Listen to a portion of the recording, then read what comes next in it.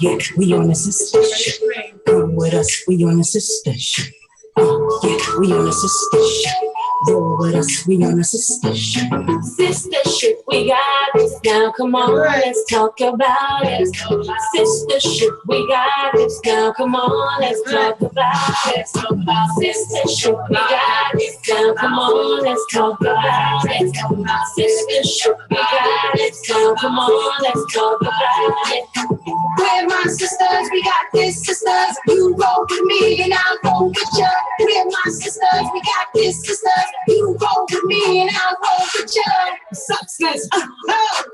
Sis, you know we on a mission, no games. Help each other get over some things. Real strength bring change.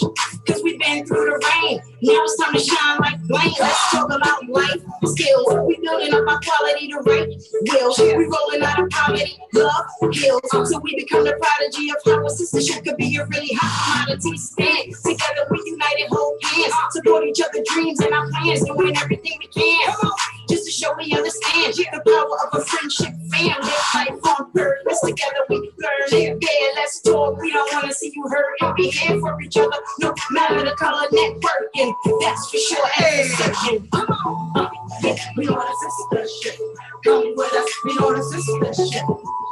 Yeah, we on a sistership. Go with us. We on a sistership. We're my sisters. We got this, sisters. You roll with me and I'll roll with you. We're my sisters. We got this, sisters. You roll with me and I'll roll with you. Sistership, we got it. Now come on, let's talk about it. Sistership, we got it. Now come on, let's talk about it. Sistership, we got it. Now come on, let's talk about it. Sistership, we got it. Now come on, let's talk about it.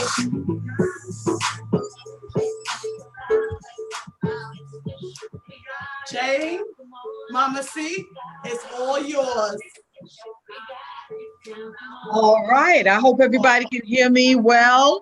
Welcome to the first episode of It's On and Poppin' with Mama C, and that's me.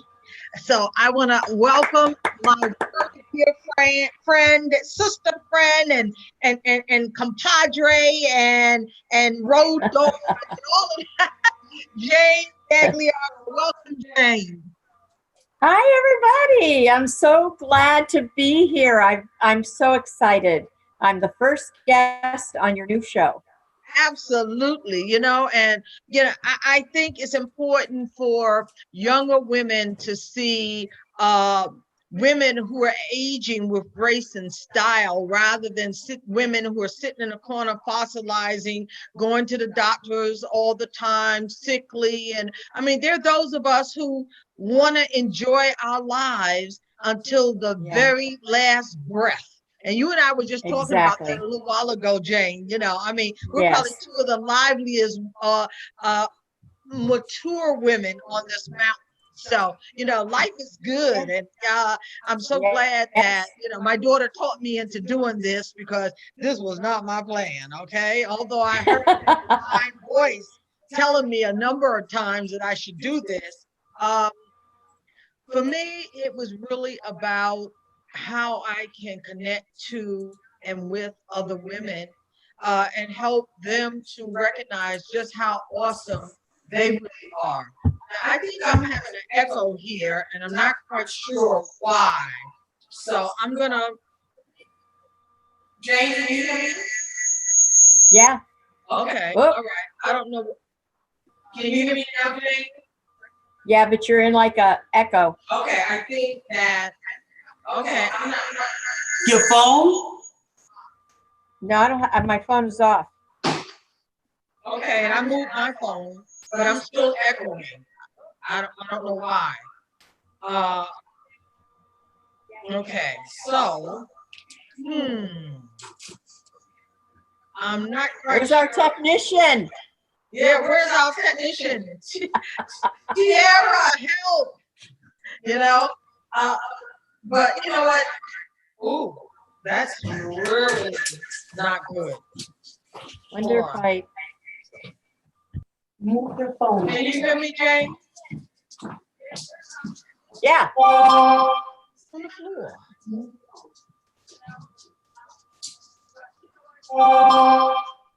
Jane, I'm still Yeah. echoing, even though you moved my phone. Oh, okay. Tiffany said it was my phone. So she just took my phone away from me and took it up front. So hopefully, I mean, I'm still echoing. Can you hear that echo, Jane, or is it just me? No, I hear it. Yeah, I'm still echoing. She took the phone, but I'm still echoing. Okay, go ahead. So I guess with this first show, our job more than talk about adversity is to deal with the kinks that we need to get out. Overcome. So, Yes. whatever, but that's part of getting, that's part of our topic tonight. How do you overcome adversity? And right now we have a little adversity happening with respect to the echoing situation. And that's kind of making my ears ring a little bit, but I'm sure my daughter will figure it out and we'll be able to move swiftly into the rest of our dialogue for the evening. Because I think this is such an important topic. And Jane, you as someone who was featured in a book called The Witness, which is about Jane, okay? And her tenacity to take on the big pharmaceutical company that tried to fire her and etch her out of the quality of life that she was used to. And we're going to talk about it a little more. We're going to give them time to deal with this echoing thing. But adversity is something I think we're all dealing with big time right now with the COVID. Yeah. Yes, absolutely. And I'm not quite sure. Yes. Oh, here comes our technical director, who is my granddaughter.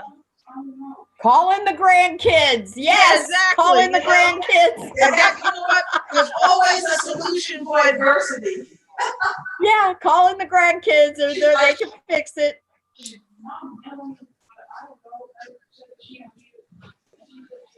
Okay, they're not quite sure what the issue is right now. So, well, you know what? Anger isn't going to solve the situation. So we just have to move gingerly until the situation is. Oh, wait a minute. It's over. What? Yeah. Jane? I can't hear you. Oh, yeah. Okay. The echo is gone. Oh, yeah, the echo's gone. All right. Okay, we good now. She had to mute at God her bless end. grandchildren. Yes. God bless grandchildren. Hello, so being a living grandmother has lots of perks, especially in this era of technology, because most of the time I'm like, what the heck, So I have to say, there's lots of adversity for us, those of us who are 60 plus, but you know what? We're all willing to, well, most of us are willing to delve right in and deal with whatever the challenges are. And I think by the time, I'm 66. And Jane, how old are you now? You want to tell your age? I'm going to be 68. And you're 68. I'm 68. I'm going to be 68. Yeah. All right. Yep. Okay. And I'll be 67 in January. And let me tell you, I think my life has been incredible since I hit my 60s. I mean, it isn't everything I'd like it to be. I certainly don't have all the money I'd like to have right now, but that's an adversity I'm working on real hard, Yes. So, today, I think my daughter and I, we were just on the go. I had a nutrition appointment. Then I had to stop at the grocery store. And then when I came home, I sat down and had a little something to eat because I hadn't eaten. And then I started cooking because my girlfriend had eye surgery today. And I told her and her husband I'd fit something so that she wouldn't have to worry about all of that. So I did that, and the kids ate, they ate, I ate. So I'm good. I'm ready. I'm ready for this new adventure. This is definitely a new chapter in life, and Jane, you and I, wow. I think from the very first time we met, there was a connection. And I think good Absolutely. spirits, that's the way it goes. When you Yeah. have a connection to somebody, it's just automatic and it's strong. Oh, I hear your dog in the background, and ours is laying on the floor, just rolling and being petted at the moment. So she's quiet. I guess she's waiting for a treat, but she'll have to wait till later. But I think that when we deal with adversity with a good attitude, we're able to come up with solutions that Right. enable us to maneuver around, rise above, and soar beyond whatever the adversity we're dealing with is. So, I know, Jane, in your book, Called to Witness, you kind of chronicled the adversity you went through. You want to tell us the story about what led up to this book? So I worked for a large pharmaceutical company for almost 10 years. Mm-hmm. Got great reviews, great, uh, lots of accolades, and got a new boss in February of 1996. Mm-hmm. And I was fired by May of 1996. And in between Wow. that time, she made it very clear that she was very uncomfortable with the fact that I had multiple sclerosis. She felt I was going to Wow. cost the company a lot of money, to my benefit of all of that. But of course, I didn't know that till the end of the trial. She put all that in writing. Wow. So, yeah, you talk about, uh, thinking you're above the law is what I really felt that the company couldn't be touched no matter what Right. she did or said. The arrogance of it was just overwhelming. Um, but I got fired. I was devastated. I remember her walking me to my car, taking my pass, taking my parking permit, and she said, "You will never be allowed to come on this campus again." Wow. And I said, "Okay." And I left and I drove across the street to the Exxon, the Acorn Exxon, and I went to the payphone because back then there were payphones. Oh yeah, yeah. And I called. Young folks don't know nothing about payphones. No, no. I went in the phone booth. I called my lawyer and I said, I got fired. And I had been kind of speaking to him and saying, look, things, I don't, I feel like there's something going to happen. Something doesn't set right. And the first thing he said to me is, you didn't sign anything, did you? And I said, no. I said, but they did. I mean, they literally put a pen in my hand and said, just sign these documents. Here's a $10,000 check and we'll call it a day. And I said, no, I don't want to it said I was resigning. And I said, I don't want to resign. I love what I do. Right. And, the human resources representative said to me, you would just make everyone's life so much easier if you signed the papers. And I said, well, I'd like a copy of them and bring them to my lawyer. Well, they hemmed and hawed, and finally they made a copy for me, and I took it. And no, so I didn't sign anything. And you know, I have a great faith, and I left there devastated. And when I got home, I had to, of course, tell my husband. The hardest thing for me was to tell my children because, um, you know, it's shameful. No matter what, you're ashamed because you have a company that you worked for 10 years telling you you're no good, basically. Wow. And if Wow. you read my book, you'll see I grew up in a very dysfunctional home, lots of abuse. And so from the get go, you already feel you're not worthy. Okay. So then when you come across this type of treatment, all those triggers go off in your brain again. So Absolutely. I finally did tell my children, and we decided to fight it. I hired an attorney, and it took me 6.5 years to get them into court, federal court. Wow. And Wow. we finally had our day. It was actually a week-long um, Trial. trial with Mhm. a jury. And at the end, they found it in my favor. With a Awesome. very, not a great settlement that the jury found. Of course, anyone who's been through this, they don't sit down and write you a check. It took us another 2.5 years to settle with them in regard to monetary value of the case. Wow. And it wasn't anything close to what the jury said we should get. So the Wow. jury found that I should get 1.2 million. That never happened, of course. But you know what? I was okay with that because it was never about money for me. It was about Okay. making a stand, being a voice, not allowing them to make me be a throwaway employee. Although I have multiple sclerosis, I have a brain. I'm capable of working. And Deb, that's all I wanted to do. I wanted my job back. I wanted to work.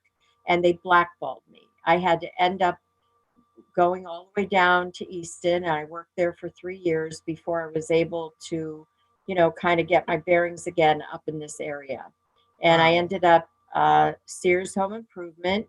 Bill Ray, actually, which was a subcontractor of Sears, hired me to run a telemarketing room. It was wonderful. It was one of the best jobs I've ever had. All right. I still keep very close touch with all of those employees, and yeah, so it was a lesson for me.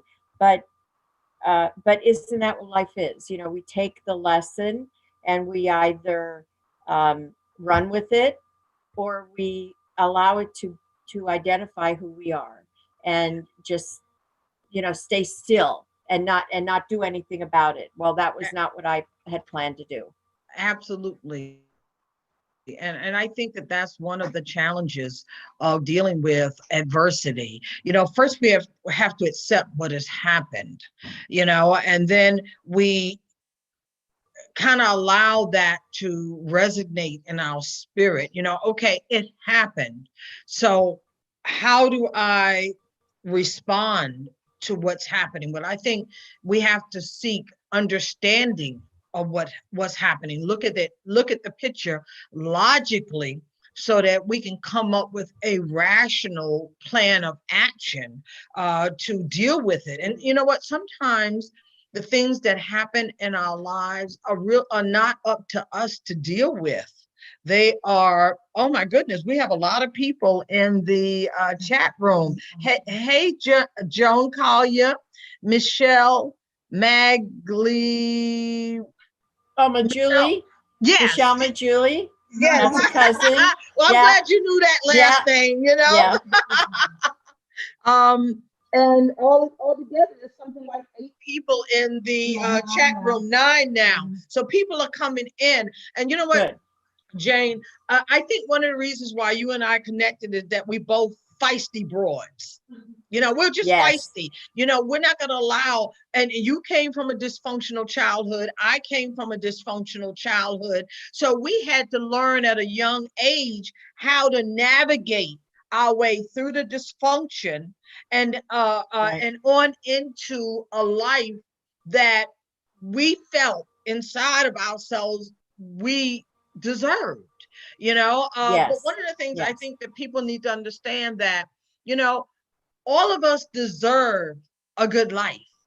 But the question is, are we willing to do what's required in order to manifest that good life? It doesn't just happen. There's no pie in the sky dropping down. It's not going to happen. There's no magic pill. There's a lot of hard work that goes into transforming our lives so that we can be the people we know we are. And I always say to people, because I dealt with sexual abuse as a child, when I was 19 years old, I was able to really take control of my life. And I remember saying to myself, I will never allow anyone to abuse me again. But you know what? When you're younger, you don't know that there are many forms of abuse.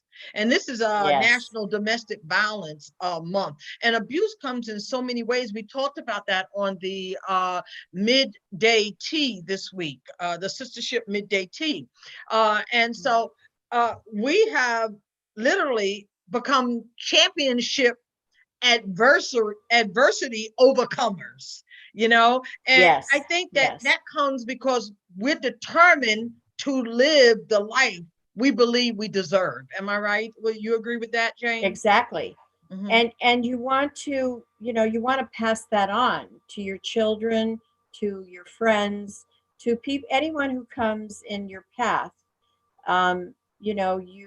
You want to pass that message on to them, embrace them, Absolutely. because I found through, just talking to people, I'm not alone in that terrible childhood. There's Absolutely. many, many of us that have overcome those very things. Unfortunately, there are triggers, that bring me back to some of that sometimes. Absolutely. And I Um, recently had something like that happen, where there was a trigger and I wasn't even aware that I still was dealing, that was still something that was buried in the garden of my soul. The roots hadn't been extracted because I wasn't aware they were there. And so once I yes, became yeah, aware, and I think awareness is so important, once I became aware that I still had rejection and abandonment issues, I then had to say to myself, okay, how do I prevent this from happening again? Well, right, being consciously aware and not setting yourself up in situations with people that could trigger that in your life is very important. So I think, right. seeking understanding is one of the things that we have to do no matter what. I mean, we can't just roll around in the corner or roll around in our bed and have a pity party, because I think I said, I don't know if I said this Wednesday or I was talking to somebody else, but pity parties lead to depression, and depression leads to deeper depression, and deeper Right. depression leads to more difficult mental health issues. So it's so important Right. that we look at the dynamic of what's required to overcome adversity. And I think you got to be resilient. We have to be really Absolutely. resilient. Our willpower has to be stronger than our desire to give up. And I think that that's Right. probably what you and I had, a lot of willpower and Yes. determination. And we were just probably just Yeah. too daggone stubborn to let anybody destroy the totality of our lives. Well, and I also think as you come, as you go through that and then you realize there are people who live a better life, that is not the norm. You want that. My husband and I wanted that for our children. We wanted a Right, loving home. We wanted, a home where they felt safe. And I right, think through my childhood, you know, that was not there. That be feeling safe, feeling, every day you walked on eggshells. That was just the way it was. And Deb, not to defend the way my dad was, but it was socially acceptable to be abusive. It was part of right, the culture back right, then. right. Women, very, my father always used to say, children are seen and not heard, and women should be seen and not heard. That Yeah, was the culture. I don't yeah. agree with it, but I really would love to see my sons do that to their wives now, because yeah, that would be very ugly for them.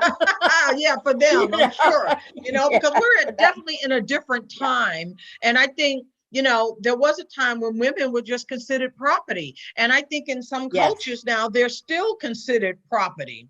I think that exactly. that's with all the craziness going on in the United States right now, I still think that having the ability to be free and to make choices for yourself, and certainly Black people had to fight, really fight to get to this point, and people who have Mhm. been disenfranchised, I don't care what color they are, we've all had to fight to get to a certain point in our Right, lives where we can live the quality of life that we know that we were designed, created, and born into the world to live. So it's really about mindset. What's going on up here? And I always say to people, although I was sexually abused as a child and abused in other ways as well, uh, I never considered myself to be a victim. I was victimized, but I can only be classified as a victim if I chose to be a victim, if I be Right. And if engaged you in. don't do anything about it, right. If you don't Absolutely, do anything about absolutely, it. you Yeah. know? Yeah. So, No, I I mean, get that. accepting what's going on in our lives is so important. And then seeking the understanding. I was saying to my nutritionist today that, we're all like scientists on this planet. Our job is to explore, experience, and expand before we exit. And in the process, we have to seek out those opportunities and little trinkets of wisdom that allows us to apply to our lives, allows us to apply it to our lives to enrich our lives, because it's all about it. People talk about empowerment, but one of the things I'd like to say is that enrichment, self-enrichment leads to empowerment. People talk about empowerment, women's empowerment, but if you don't achieve or attain the tools you need to understand how to become empowered, then it becomes nothing more than a word. So I'm always saying to women, seek out those things that will enrich your life, because that's what you want to do. We deserve to live a rich and fulfilling life, but we have to make sure that we take the forefront with respect to making that happen. Other people are not going to do that for us, and it's not anyone else's job. Right. And inspire, we need to inspire. I will tell you, I work with Women's Resources of Monroe County, and, I do see firsthand, well, I saw firsthand growing up as well, domestic violence and sexual assault victims. And I could tell you the group of ladies that work in this organization are so committed to enriching women's lives and showing them a better way of life.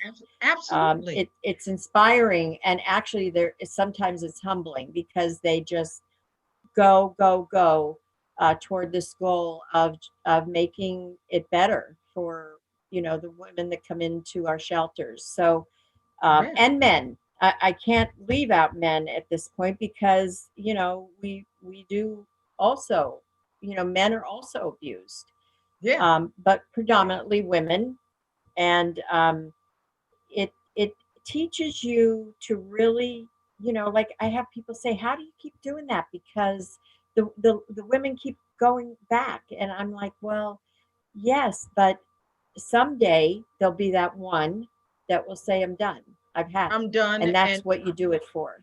Absolutely. And you have to always, you always have to throw out that life preserver. You have to throw that. Absolutely. They have That's to know somebody's here. there. Yeah, somebody's there to throw that life preserver out to them. Absolutely. Welcome to Brianna McPeak, who's just joined us, and Joan Collier. You know who that is? Joan Collier. Why does that name sound? No, not Joan. Brianna McPeak. Do you know her? Yeah, I know who that is. Okay, yes. Okay, all right. Joan Collier says, this is such a huge problem.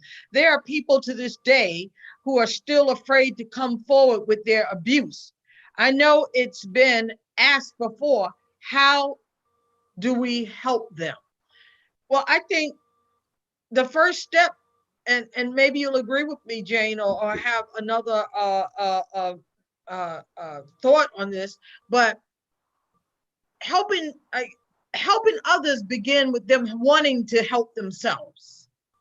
Am I right? Am I right with that, or is there another? I mean, the first step is identifying it and not re-victimizing them, and inspiring them to pick up that call and call that domestic hotline.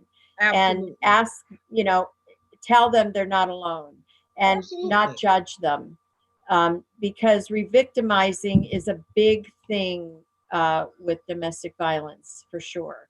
Oh, absolutely. So you want to, and I use this word, you want to empower them, but you also want to enrich them in knowing that they are capable of doing it, that they are Absolutely. capable of getting out of from under that abuse. And Oh, so that's what, we do as, um, as counselors for them. But right. I have to tell you, they, I've never had a case or someone that I've spoken to that has not taught me something. And when I say that, it could be negative or positive, but it does allow you to always be humble in the fact that it goes on. And so it keeps you going to want to help these women out of this abusive cycle that they get Absolutely. stuck in.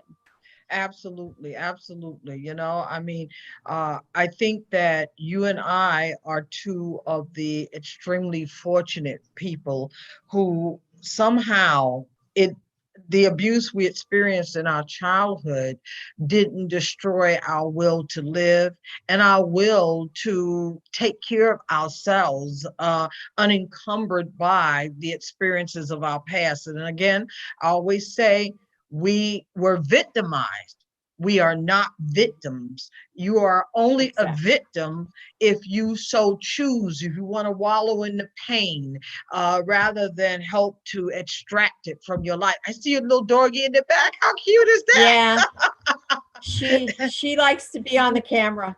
Oh, so she's a ham, huh? Okay. Yes.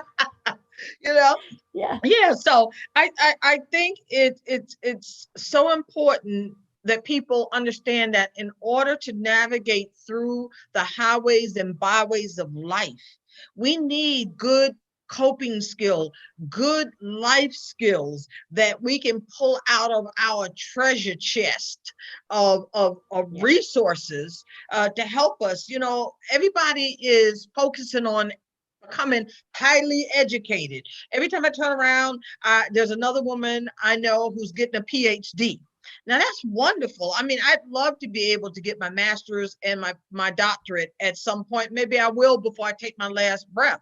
But for me, I think having the caliber of life skills that I have, surpass a PhD, because it helps me to Yeah. survive. Just because you get a great education don't mean you're going to have good coping skills.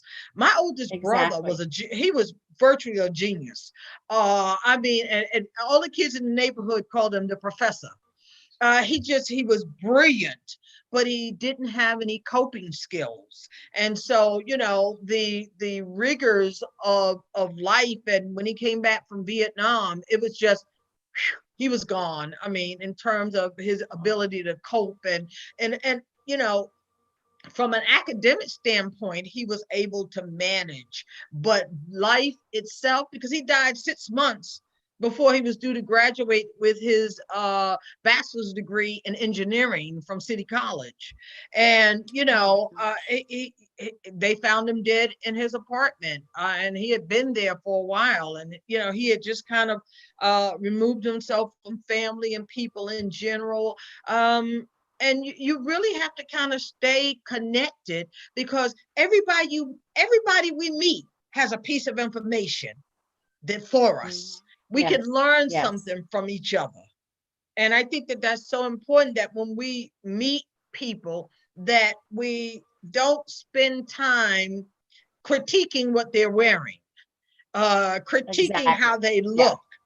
you know what Yep. is it that this person brings to our table of life? It's so Right. important, and what are we bringing to their table? But I think when we interface with one another, we get the answer to that. We really do. We Yes. find out Yeah. that I have something for you and you have something for me. We have gifts for one another. But I think that people Right. are so suspicious, and they are just not willing. Untrusting. And Yeah. yeah, you're right. Trust is a big issue. A lot of people Right. have issues with trusting other people. And, one of the things I think that really gets in the way of dealing with adversity in a positive way is how we respond. some people's Right. emotional intelligence is low.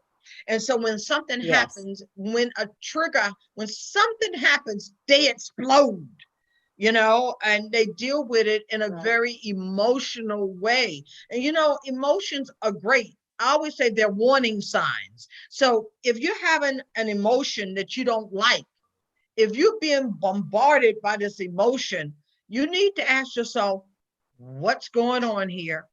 What do I need to do? What is this emotion saying to me? What is the warning sign? What is the message, etc.? We've got to learn to analyze our lives, our emotions in such a way that they work for us rather than against us. Against, right. Yeah. And support, you need to, I don't know about you, Deb, but I always get a gut feeling, or I get some kind of feeling if someone is in some sort of trouble, Right. that intuition, that instinct kicks in, and Right. you really do need to let people know that you're going to be supportive of them. We're not always going to agree with the way they handle things, but you're always going to be supportive, and You know, um and not judge. That's really tough for me and because I'm you know what, Jane? That word judge, I think, is overused because people don't judge people anymore. They automatically condemn them, automatically condemn people, So the bottom line here is we as individuals have to be good judges of character so that we don't fall into the traps that people sometimes right. set for us. We have Jordan Stewart in the Oh, chat George. room. Welcome, Jordan. Yes, she's actually backing me. I'm actually on the crisis line tonight, and Oh, Jordan was good okay. enough to take the And, hour and she's and a half saying, that I'm on. she said that don't forget to give out the hotline number for the Oh, domestic yes, violence. I will. Yeah, Okay, I all will at right. the end. Okay, we Yep. got you, Jordan. Thank you. Jen Dunn, DUNNE. Hi, Jane. Oh, Always good to also, see yeah. you. Also Exactly. from Women's Resources. Yes. All right, and it's so good, and that goes back to what you're talking about with respect to support system. Yes. This is a support system, and us together, and the things that we're a support system. The women of the sistership, we are a support system. We all have different backgrounds, we have different experiences, we're challenged on different levels, but the good thing is that we're all holding hands as we walk forward into new chapters and new levels of our lives, and Right. that's such a Yep. comforting feeling when you have that level of support. I can't even stress enough. I'm a big proponent of support systems, and that's why I designed Sister Chat, the Ladies Room, the Sistership Talk Show, to give women a voice, to allow us to come together and share on a level that's so essential for living the quality of life that we desire and deserve. But in Yes. this earthly dimension we're in, you got to work real hard to get what you deserve and what you want in life. It just Yes, you do. doesn't come easy. And I think at No. 66 and 68, we can definitely attest to that fact. Yes. Yes. So Absolutely. I, I, Yeah. I think that, when I talk about how we respond, we have to respond with a level of composure. Sometimes we are our own worst enemy. We Yeah. respond to the things that happen to us in very negative ways. And I always say negativity attracts negativity, but also positivity attracts negativity, because we're Yes. high Yes. energy. Positive people are high Yeah. energy, and other Yes. people Yeah. want to feed on us as well. Yeah. And I call them energy vampires. That's what I call them. Oh, yeah, They absolutely. do. They suck the energy right out of you. Yep. Suck the Yeah. energy I mean, and you do life. have, yeah, and Deb, you do have to draw boundaries. There has to Absolutely. be boundaries that you can live with, and boundaries that you sometimes have to teach people that, they can't cross that Oh, boundary with you, absolutely, absolutely. know. And that's one of the most important life lessons any of us can learn. Nobody has the Right. right, absolutely no one, no family member, no co-worker, no associate, no friend, nobody has the right to step across the boundaries we set for ourselves, the Right. boundaries that help protect our lives from other people's craziness. Right. And sometimes the craziness and the level of toxicity that people try and dump into our lives is outrageous. I've just never seen anything like it. And I keep to myself. And I don't go out looking for people who may or may not be healthy emotionally, Yeah. healthy in the way that they operate. A lot of people, Right. they think that because they got a bazillion friends, that defines how wonderful they are.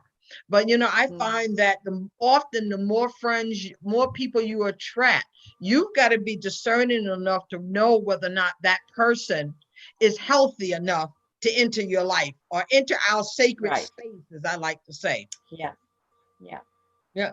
And as You know, old as I mean, as go old ahead. as I'm getting, I'm still learning that, because there's still toxic people that do come into your life, and like I said, you learn to draw that boundary. You certainly learn to draw that line. Absolutely. And again, like I said on Wednesday, we also have to set limitations for ourselves.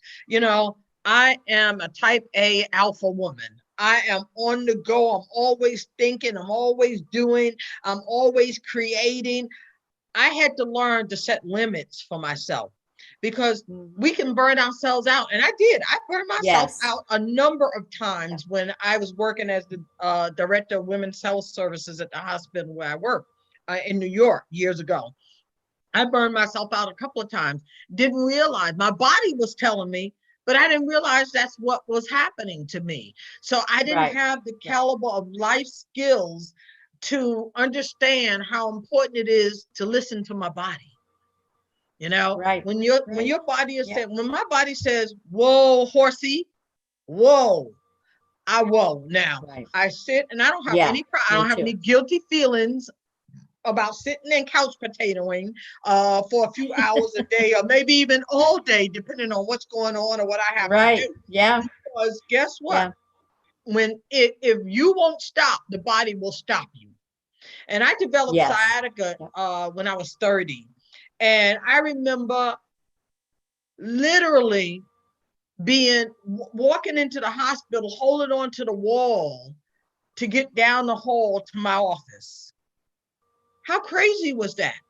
Instead of going to the doctor, and then one time they had to send, because I live 2 buildings away from where I work, they had to send the emergent, they had to send someone from security with a wheelchair to my house to get me to the emergency room.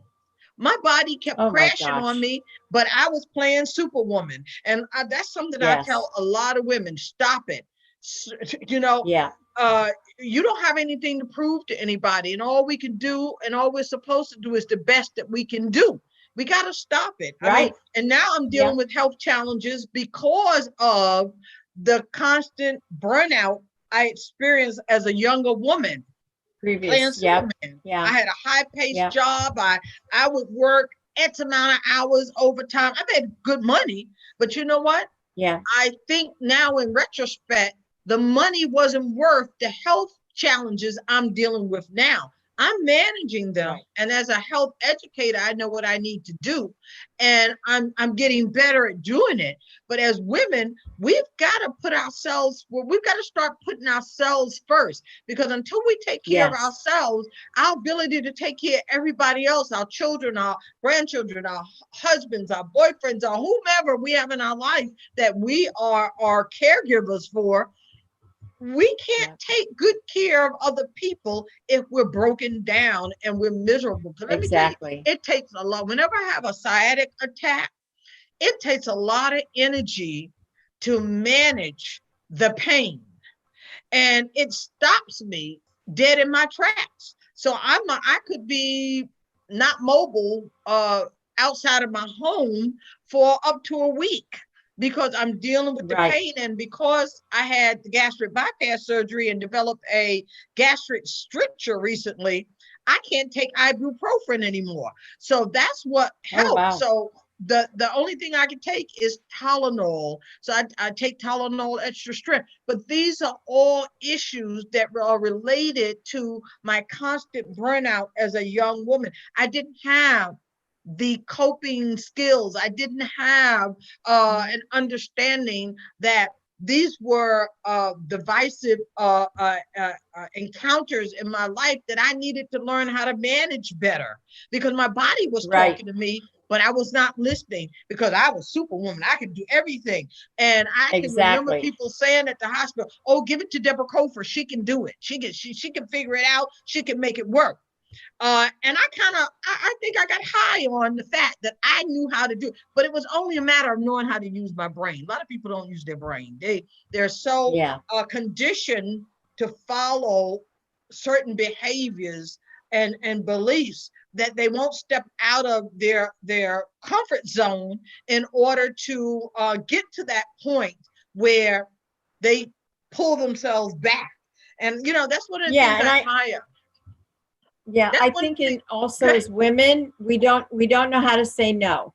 We just don't know how to say Oh, I've no. learned how to say I no. I can't like do that. that. Yeah. I have learned to absolutely manage my emotions better so that I can say, you know what, I can't do that today. I might be able to do it next week or Right. something like that, but I don't say yes all the time anymore. I just don't. Absolutely. Yeah, being almost 68 years old, it's just not in me anymore to do it. Absolutely. We have to um we're on energy reserve, and we have to Yeah. understand that and be okay with that. One of the things I've realized that from decade to decade to decade to decade, things change. Our bodies Yes. change. What we Mhm. can do changes. The problem is, or the challenge most women have, and most people in general, they think at 60 they can still do what they did at 20. Yeah. No. Okay. There are certain limitations that come with the process of evolving through life. And I think, because you are not just a survivor, but someone who chooses to thrive like me, you were able to battle and win the war against the Goliath pharmaceutical Yes. company Yeah. you were dealing with. And in your Yep. book, Called to Witness, I think people should buy this book and really read it and understand that no matter what comes at us, we have the power to control it. But if it's something we don't have control over, we got to learn how to deal with it. And that's what And learning you how. and Yeah, and you also have to learn to reach out and ask for help with it. Oh, Like I absolutely. was fortunate enough to find a great team of attorneys that believed in had the same passion that I had Right. for righting the wrong. And like I said, it was never about the money for me. I just Right. wanted to be heard. I wanted an apology from them. I wanted them to not ever do it to anyone else again. And, my Absolutely. lawyer, he would say, listen, they're never going to give you your job back. The only way to make them suffer is to make them pay. Hit them in the And pocketbook. yeah, and I had a difficult time with that because being naive, I guess, I wanted them to do the right thing. And I learned through those 6 years that they were never going to do the right thing because they never thought they were wrong, Absolutely. for what they did. Absolutely. Yeah. Jane, we have come to the end of our time. You're definitely going to have to come back. We're definitely going to have to continue our dialogue because I think there's so But much this is more to our, share. this is our relationship from the moment we met. We always we never had a moment's silence with us, you and I. We were always able to talk, and we absolutely and just feel each other's energy and leave each other feeling filled in such a way that lifted. it inspires us both. Exactly. Jane, can you tell people how to get a copy of your book, A Call to Witness? So Call to Witness, as I said, I have multiple sclerosis. A percentage of all the sales of Call to Witness goes to the Tisch MS Hospital in New York City, which is a groundbreaking MS research center. So a percentage of all the sales of the book goes to that. You can get the book on Amazon. It is on Kindle. You can ask for it in the bookstores. You can get it in the library. And like I said, a percentage of everything goes to research for multiple sclerosis. And I do have to say this one thing. If you find you are in a domestic violence situation and you need to call, the number is 570-421-4200. That is a 24/7 hotline and crisis line. And someone is always there manning the phones. So, you know, if you need to talk, if you need to create a plan to get out, or if you just need to know what your options are, there are fabulous, fabulous women answering that call for you. Awesome.